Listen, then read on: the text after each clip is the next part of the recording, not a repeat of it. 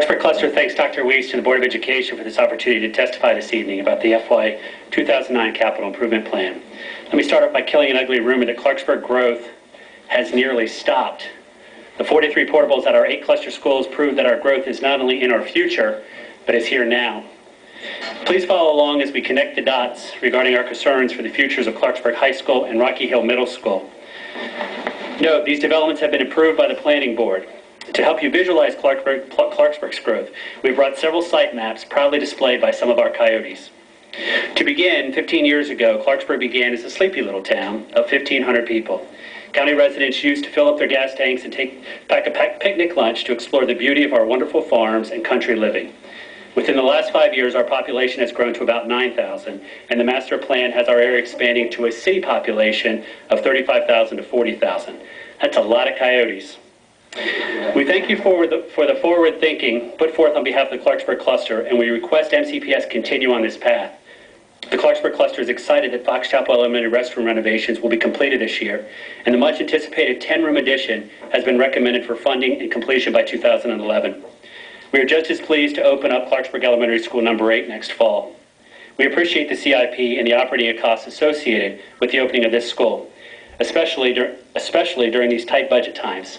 Now, we can't afford to fall behind. We need to accommodate the seating capacity and have the new middle school built in Aurora Hills and the addition at Clarksburg High School. The rapid northern expansion has brought new families to our area, and these families are exponentially increasing our school population. As one can see from the current student enrollment and future enrollment growth projections, our families have a wide range of school-age children, and our cluster is certainly feeling the change. Our cluster PTA has stayed in close contact with the developers. As stated earlier, we are expanding, and that's only with 22% of the approved residential units in existence, and 77% have building approval with construction underway. This does not include the additional sites within the 15,000 residential units in the approved master plan. Rocky Hill Middle School is bursting at the seams. We house 8 portables with no relief in sight. Portables are utilized as a short-term solution, and we'd like to keep their usage as such. But as portables are added, so are the core needs within the facility. Rocky Hill is challenged at lunch, holding 4 lunches of 300 plus students. The facility is challenged to supply enough lockers for the growing population. Finally, team teaching is difficult since parts of each grade level or subject teams are located outside the core facility. Looking at our approved housing development in Clarksburg, we truly hope this board will include a new middle school facility within the upcoming CIP. After spending this past summer on a feasibility study for the new facility, we think it proved itself as a necessity. Rocky Hill needs relief. Clarksburg High School is bulging.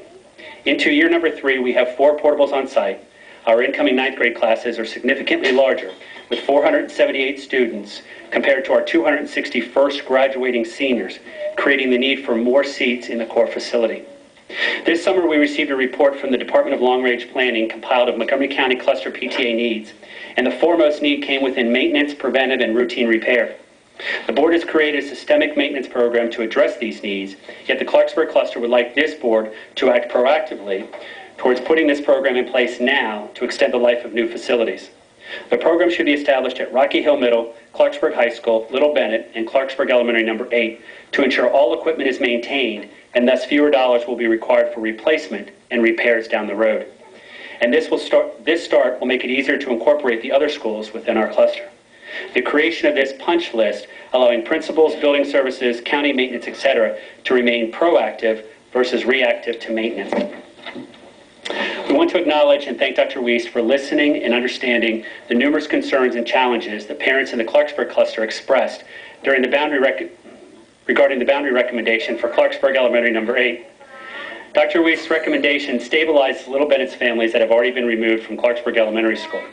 A priority that we repeatedly identified throughout the boundary committee meetings was to allow room for our continued growth in our schools.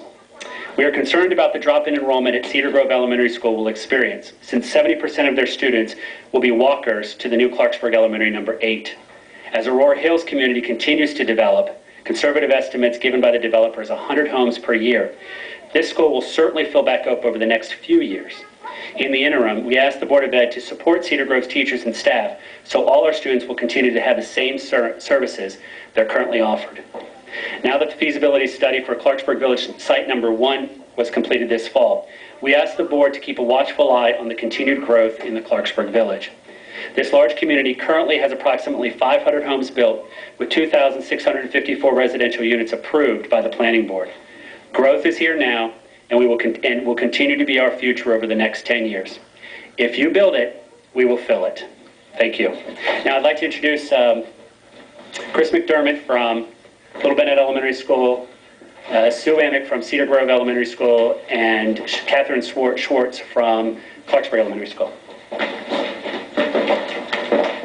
Good evening.